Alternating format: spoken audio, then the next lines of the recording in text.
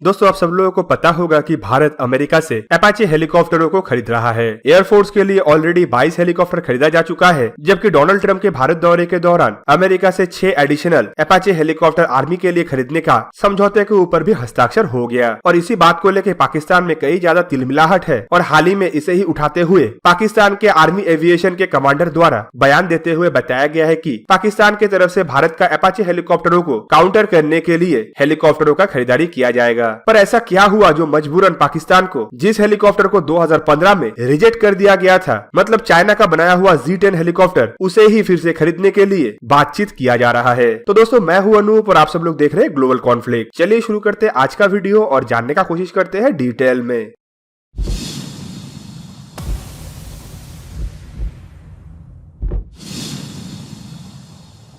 दोस्तों पाकिस्तानी आर्मी में इस्तेमाल होने वाला 48 बेल AH-1 कोबरा हेलीकॉप्टरों को रिप्लेस करने के लिए लगभग एक दशक से कोशिश कर रहा है। पाकिस्तान की तरफ से सबसे पहले इन हेलीकॉप्टरों की जगह में अमेरिका से AH-1Z वाइफर हेलीकॉप्टर खरीदने का कोशिश किया गया था। इन कोशिशों में सबसे पहले पाकिस्तान की तरफ से 2015 में अमेरिका से फॉरेन मिलिट्री सेल के तहत $992 मिलियन की लागत से 15 AH-1Z वाइफर हेलीकॉप्टर खरीदने के लिए एक रिक्वेस्ट भेजा गया, जिसे अमेरिकी गवर्नमेंट की तरफ से अप्रूव भी किया गया था। और माना यह भी जा रहा था कि अमेरिका की तरफ से पाकिस्तान को हर साल जो मिलिट्री एड दिया जाता है उसी पैसे का इस्तेमाल करके पाकिस्तान की तरफ से अमेरिका से इन हेलीकॉप्टरों को हासिल किया जाएगा। पर 2016 में डोनाल्ड ट्रंप अमेरिका के प्रेसिडेंट बनने के बाद अमेरिका के नीति में कई सारा बदलाव आया और अमेरिका की तरफ से पाकिस्तान का असली रूप को दुनिया के सामने लाया गया। डोनाल्ड ट्रंप अपने कुछ बयानों में ये भी बताया कि पाकिस्तान की तरफ से बीते 30 सालों में खाली अमेरिका को झूठ और धोखा दिया गया, जबकि अमेरिका की तरफ से पाकिस्तान को कई बिलियन डॉलर एड भी दिया गया है। और इन एडों का इस्तेमाल पाकिस्तान आतंकी गतिविधियों के खिलाफ न करके आतंकी गतिविधि फैलाने में कर रहा है। और इसी कारण अमेरिका की तरफ से पाकिस्तान को हर तरीके का मिलिट्री एड बंद कर दिया गया।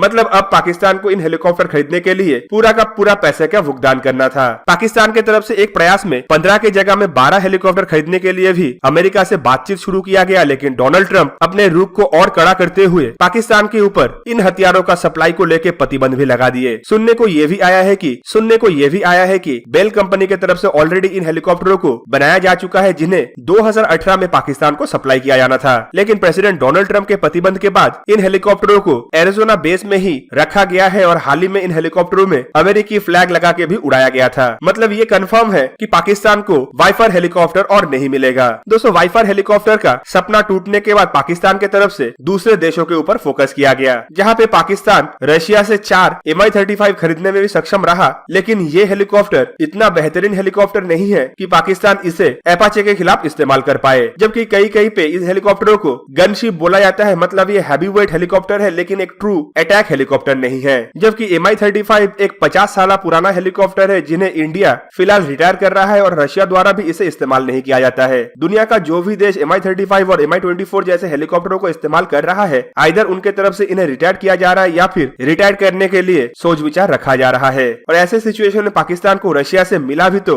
50 साल पुराना हेलीकॉप्टर। दोस्तों इसके अलावा भी पाकिस्तान ने लाइट वेट अटैक हेलीकॉप्टर खरीदने का भी एक प्रयास चलाया था, जिसके तहत 2 कंट्री के 2 अलग अलग हेलीकॉप्टरों के ऊपर फोकस किया गया, जिनमें एक था टर्की का T-129 और दूसरा था चाइनीज Z10 हेलीकॉप्टर। दोनों ही लाइट वेट कैटेगरी का अटैक हेलीकॉप्टर है, जो इंडिया के LCH हेलीकॉप्टर के क्लास का है, जबकि इन हेलीकॉप्टरों का भी कोई मुकाबला अपाचे के सामने नहीं है। अमेरिका से रिजेक्शन मिलने के बाद जब पाकिस्तान टर्किश और चाइनीज हेलीकॉप्टरों को लेके इंटरेस्ट दिखा रहा था, तब चाइना और टर्की की तरफ से भी पाकिस्तान को इन हेलीकॉप्टर सप्लाई करने के लिए प्रयास चलाया जा रहा था। 2017 में सबसे पहले सुनने को आया था कि पाकिस्तान करीबन 30 ऐसा हेलीकॉप्टरों को खरीदेगा, जबकि 2017 से ही टर्की और चाइना का भी प्रयास काफी गुना बढ़ गया था। सबसे पहले 2017 में चाइनीज मीडिया द्वारा दुनिया को पता चला कि चाइना की तरफ से पाकिस्तान को 3 Z10 हेलीकॉप्टर को सप्लाई किया गया, जिन्हें पाकिस्तानी आर्मी एविएशन द्वारा ऑपरेशनल इस्तेमाल के साथ साथ टेस्ट भी किया जाएगा और फ्यूचर के 7 एयरक्राफ्टों का डिलीवरी भी चाइना की तरफ से किया जाएगा।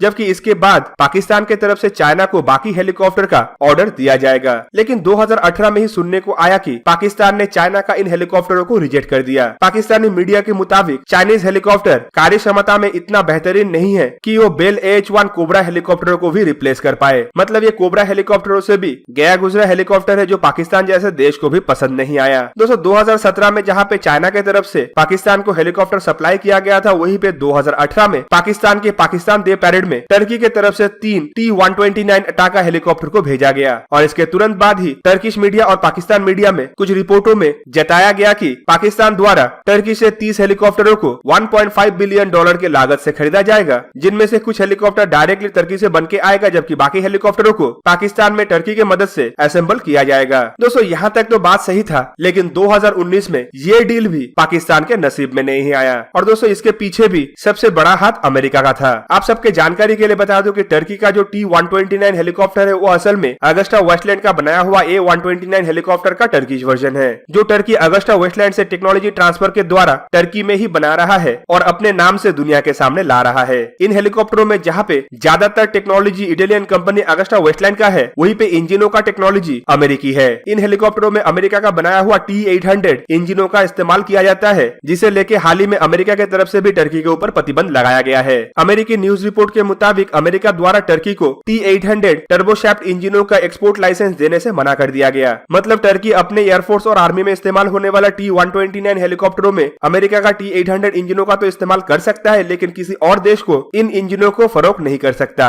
मतलब टर्की के सामने पाकिस्तान को हेलीकॉप्टर बेचने में सबसे बड़ा दिक्कत अब अमेरिकी इंजन आ गया है, और बिना इंजन का हेलीकॉप्टर ना पाकिस्तान का काम में आएगा ना ही टर्की का। सुनने को यह भी आया था कि टर्की इस प्रॉब्लम को दूर करने के लिए दूसरे ऑप्शन का भी तलाश कर रहा है, जहां पे कुछ फॉरेन कंट्री से इंजनों को खरीदने का बातचीत शुरू किया गया था। टर्की के सामने सबसे पहला ऑप्शन था यूरोपियन कंट्री, और जब टर्की यूरोपियन कंट्रियों से इन इंजनों को खरीदने का बात उठाया, तब अमेरिका की तरफ से फिर से और एक बार प्रेशर क्रिएट किया गया। और दोस्तों इस बार रीजन था S-400 डील, और S-400 के डील के बाद आप सब लोगों को पता ही होगा कि नेटो के देश भी टर्की के ऊपर काफी ज्यादा नाराज था, जिस वजह से यूरोपियन देशों की तरफ से भी टर्की के ऊपर हथियारों का पाबंदी लगा दिया गया था। मतलब टर्की के सामने यूरोपियन देशों का ऑप्शन और नहीं बचा। सेकंड ऑप्शन में टर्की जब रशिया की तरफ फोकस करने लगा, तो पहले से ही टर्की को पता था कि अगस्टा वेस्टलैंड का बनाया हुआ हेलीकॉप्टर में टर्की किसी भी हालत में रशियन इंजनों का इस्तेमाल नहीं कर सकता है, क्योंकि इटालियन कंपनी अगस्टा वेस्टलैंड कभी भी टर्की को इसका अनुमति नहीं देगा। अब थर्ड ऑप्शन के स्वरूप टर्की अपना ही खुद का इंजन बनाने का बात अनाउंस कर दिया, और ये बात आते आते पाकिस्तान के डील के तहत डिलीवर का समय भी आ गया। 2019 में सबसे आखिर बार पाकिस्तान और टर्की T-129 हेलीकॉप्टरों को लेके बात पाकिस्तानी न्यूज में आया था, जब पाकिस्तानी न्यूज का कहना था कि पाकिस्तान की तरफ से टर्की को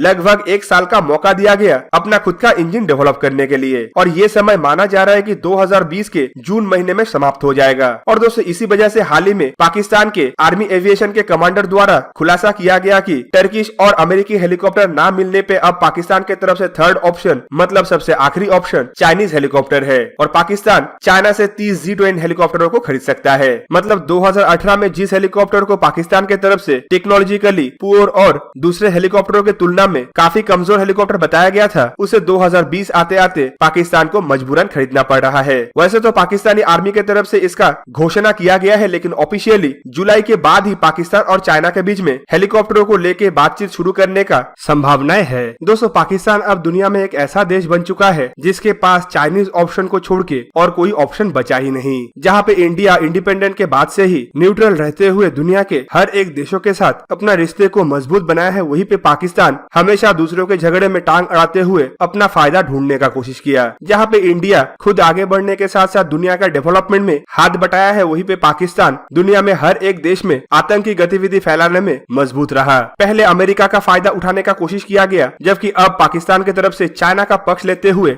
पूरी चाइना के गोद में बैठा गया। और दोस्तों ऐसे सिचुएशन में जब अमेरिका पाकिस्तान से नाराज है और पाकिस्तान को किसी भी तरीके का हथियार देने से प्रतिबंध लगा रहा है, वहीं पे पाकिस्तान के पास जो कुछ ऑप्शन बचा है वो भी अमेरिकी इन्फ्लुएंस में होने के वजह से एकमात्र सहारा पाकिस्तान के लिए चाइना ही रहा। दोस्तों इंडिया जहाँ पे खुद का ही हेलीकॉप्टर डेवलप कर रहा है, वहीं पे पाकिस्तान जैसे पिछड़े हुए देश दुनिया में दूसरे देशों से हथियार खरीदने में ज्यादा इंटरेस्ट दिखा रहा है। इंडिया खुद का हेलीकॉप्टर लगभग 2 दशक पहले ही डेवलप कर चुका है, जबकि पाकिस्तान अब तक हेलीकॉप्टर का एक पुर्जा भी खुद नहीं बनाता है। दोस्तों इसके अलावा पाकिस्तान की तरफ से हेलीकॉप्टर खरीदने का हड़बड़ी इसलिए भी है कि हाल ही में इंडिया के तरफ से भी अमेरिका के साथ 6 एडिशनल अपाचे हेलीकॉप्टर के लिए एक समझौता किया गया है, जबकि इंडिया के खुद का बनाया हुआ लाइट कॉम्बैट हेलीकॉप्टर भी जल्द ही प्रोडक्शन के लिए भेजा जाएगा, और इंडियन आर्म फोर्सेस के लिए करीबन ऐसा 160 हेलीकॉप्टरों को खरीदा जाएगा। एक्सपर्टों का तो यह भी मानना है कि इंडिया का बनाया हुआ लाइट कॉम्बैट हेलीकॉप्टर असल में चाइनीज Z-10 और टर्किश T-129 से काफी ज्यादा एडवांस है, जबकि पाकिस्तान में भी ये बताया जा रहा है कि पाकिस्तान के द्वारा खरीदे जाने वाले हेलीकॉप्टर